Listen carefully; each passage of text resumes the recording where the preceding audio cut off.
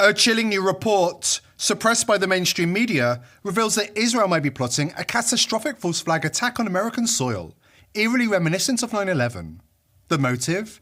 To drag the US into another series of forever wars in the Middle East, this time starting with Iran. According to news from Tehran, Israel's Mossad spy agency was hacked, just days before Netanyahu launched strikes on Iranian targets. The files uncovered? Nothing short of apocalyptic. Among them, blueprints for cyber warfare, targeted assassinations, blackmail material, and even the unthinkable, the Samson option. Israel's doomsday doctrine to blow up the entire world with a nuclear holocaust if their own survival is ever threatened. But the most explosive revelation? A detailed plan for a large-scale false flag attack on American soil, designed to manipulate US public opinion and ignite World War III. Is history about to repeat itself?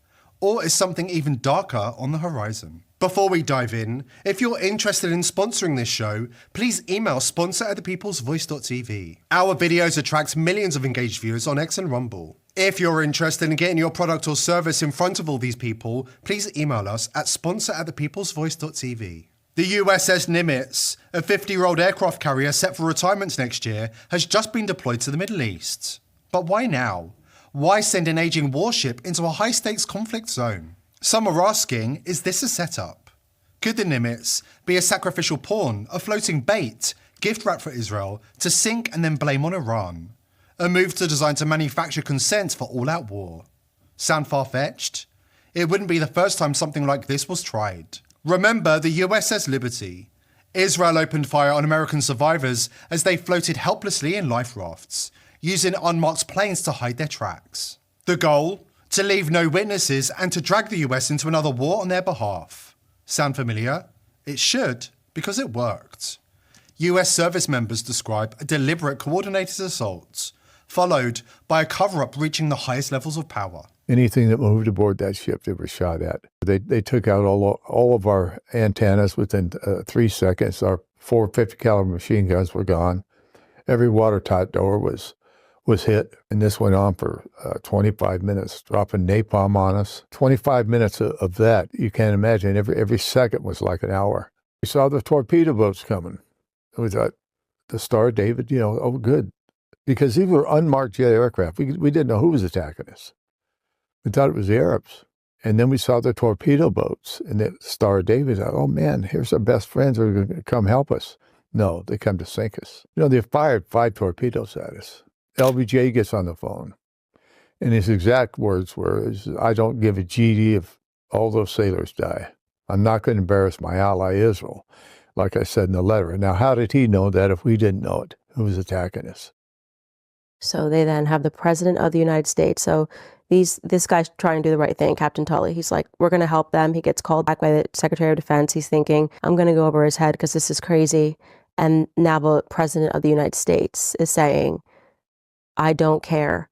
I don't give a GD if they die. I am not going to embarrass our friend and ally Israel. So he knew. We were set up by our own government to die.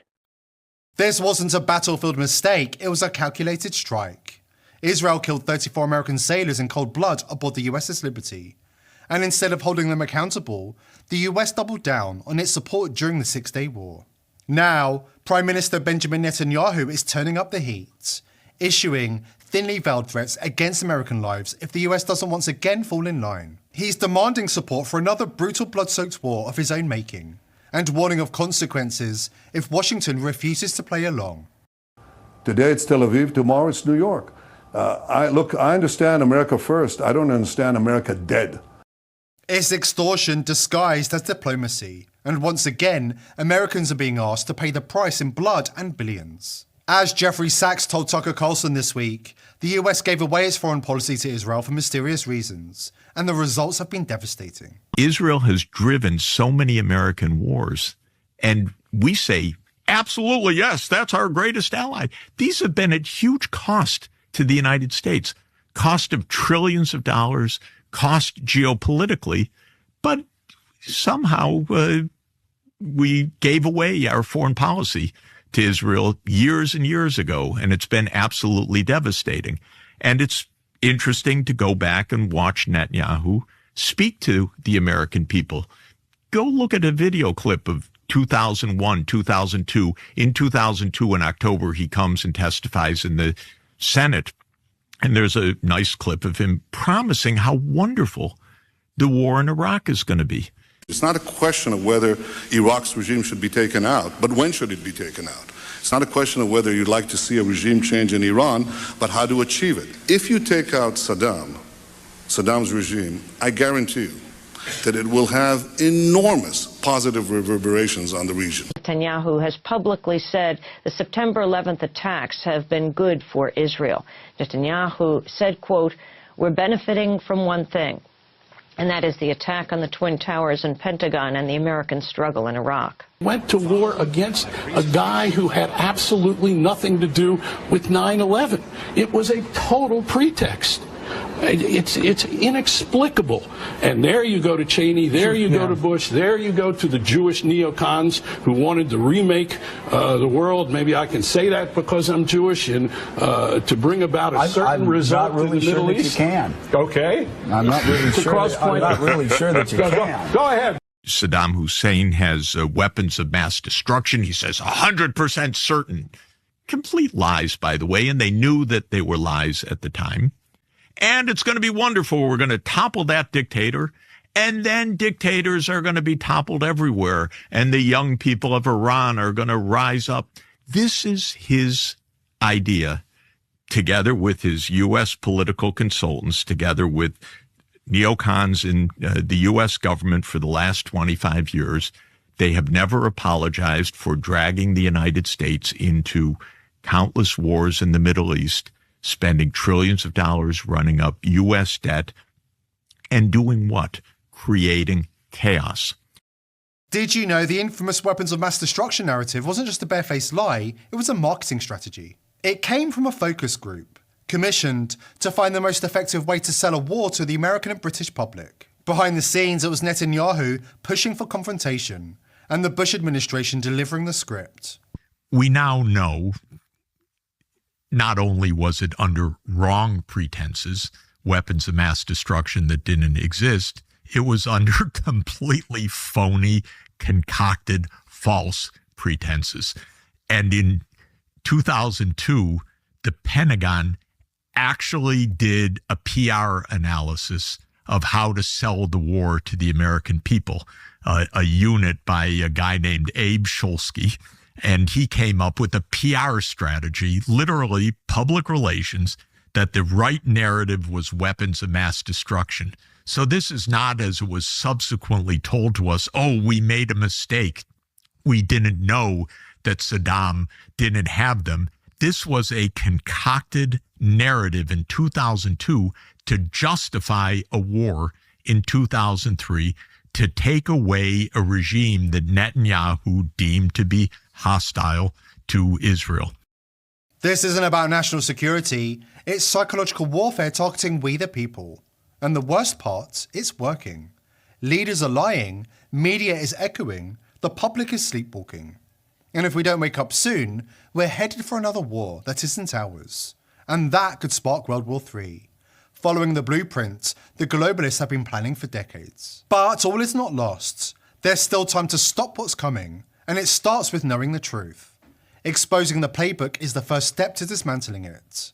And we've got all the details. After this important have always been the perfect power keg. A carefully engineered clash, designed not just to spark World War III, but to bring the world to its knees. The goal? Total collapse, total control. Out of the ashes, they plan to rebuild a new world.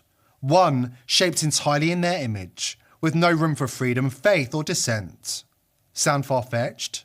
Then take a look at the chilling writings of Confederate General Albert Pike, who outlined the Illuminati's blueprint for 3 world wars over a century ago. The first 2, uncannily accurate. The third, unfolding right before our eyes, exactly according to Pike's blueprint. Because, make no mistake, war with Iran will be World War III.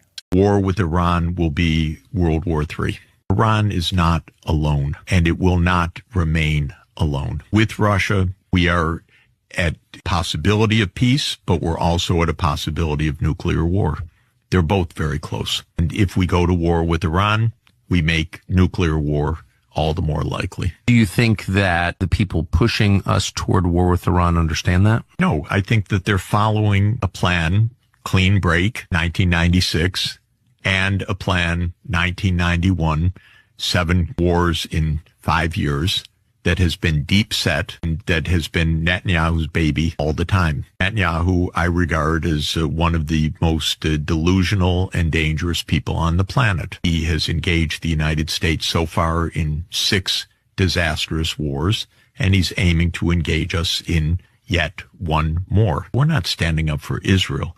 We are engaging in war on Israel's behalf all over the Middle East. That's a completely different thing. Nothing that has happened in the Middle East has been for American national security. None of it. Not one of these wars. These have been Netanyahu's wars. Agents like Netanyahu are globalist operatives pushing the agenda of the elites. Now, Trump faces a defining choice: stand with the people or become just another puppet in their game. As Dave Smith says, anybody advocating that America go and fight another stupid, catastrophic war in the Middle East is your enemy. Benjamin Netanyahu came and testified before Congress in 2002, and he said with certainty that if we overthrew Saddam Hussein, democracy would sweep the region. He also advocated that we had regime change in Libya, Syria, and Iran. And he's still advocating that to this day. You must recognize that anyone advocating that America go fight another stupid, catastrophic war in the Middle East is your enemy. They are our enemies. Anyone who advocates that. If they start talking to you about fighting a war with Iran, you treat them like an enemy that they are. They are not on your side. Our people do not want to fight any more wars in the Middle East, period. Still wondering how far Israel is willing to go to drag the US into yet another bloody senseless war, costing trillions in taxpayer dollars and countless American lives? Then it's time to take a hard look at what really happened on 9/11. Because once you see the pattern, you can't unsee it. For the full breakdown, don't miss our latest deep dive video. It connects the dots they don't want you to see. We can't afford to let history repeat. Because this time, the endgame isn't just another war, it's World War III. As Tucker Carlson warned, if Trump falls for Netanyahu's sleight of hand, his legacy will mirror that of George W. Bush, forever tied to a catastrophic, costly and destabilizing war. All the achievements forgotten, remembered only as the president who was duped into another endless conflict, not for America, but for the globalist agenda. I actually really love Trump. I think he's a deeply humane, kind person.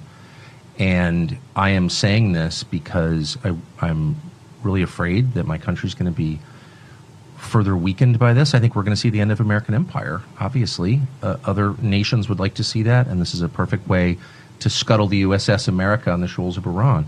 But it's also going to end, I believe, Trump's presidency and effectively end it. And so that's why I'm saying this. What do you mean by that? That's coming from you. That's you get. Look, I knew Bush. I knew George W. Bush. We had, family connections to Bush. I knew Bush personally. I still see Bush sometimes, and of course, he hates me, and he does because I criticized him on Iraq. And that war is the sum total, from a historical perspective, of his administration. But I knew him, and he had all kinds of plans for the things that he wanted to do. But once domestically, right, to improve the country. Right. And you may agree or disagree, but in his mind, he wasn't just about the invasion of Iraq in March of 2000. Oh, no. He was going to redo Social Security. 100%, He had all that, 100%. All types of. He was going to take care of the entitlements issue. And he really thought it was going to work. Yep. And you could laugh at that or whatever, but the point is, the second you get enmeshed in a real war, not a fake, let's go bomb the villagers and declare success,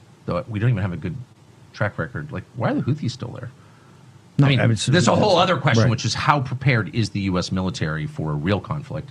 And the answer is totally unprepared. Scary unprepared. I don't think people understand that. But anyway, the only reason I'm saying any of this is because I really, really care. The future of the world as we know it hangs in the balance, and we can't afford to let the globalists win.